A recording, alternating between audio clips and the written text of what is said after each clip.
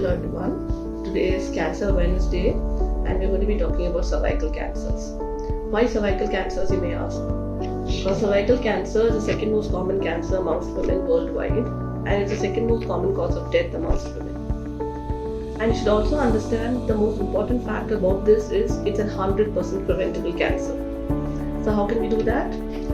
Studies have shown that cervical cancer is caused by a virus called human papillomavirus, and we do have the technology now in which we can identify this virus even before the cancer actually occurs. So we do have guidelines in place where we suggest all sexually active women to undergo the screening once every 3 years.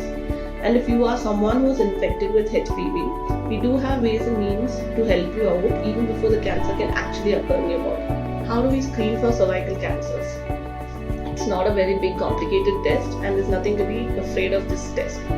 So like you use a earbud to clean your ears, we use a similar kind of an instrument to clean your cervix basically. So it's not going to be painful and it's just going to be taking literally a minute or less, and the thing is it might be a little uncomfortable and that's about it. So what do we do in this test? Once we clean your cervix, we are going to be giving this to the lab and we're going to be testing it for the presence of the HPV virus or not. If you're someone who has been infected by HPV virus, we will be telling you what we can do further on. And if you're someone who's not been infected as yet well enough, you can just repeat another test after 3 years.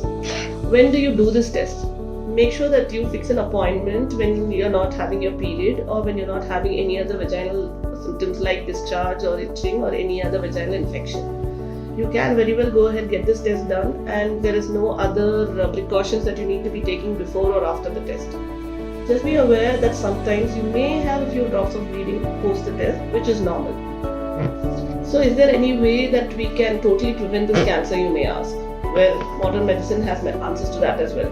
We've come up with a vaccine that will help in preventing this infection to take place at all. So this vaccine, because HPV infection usually occurs in sexually active women, this vaccine is more effective only when given before the woman is sexually active.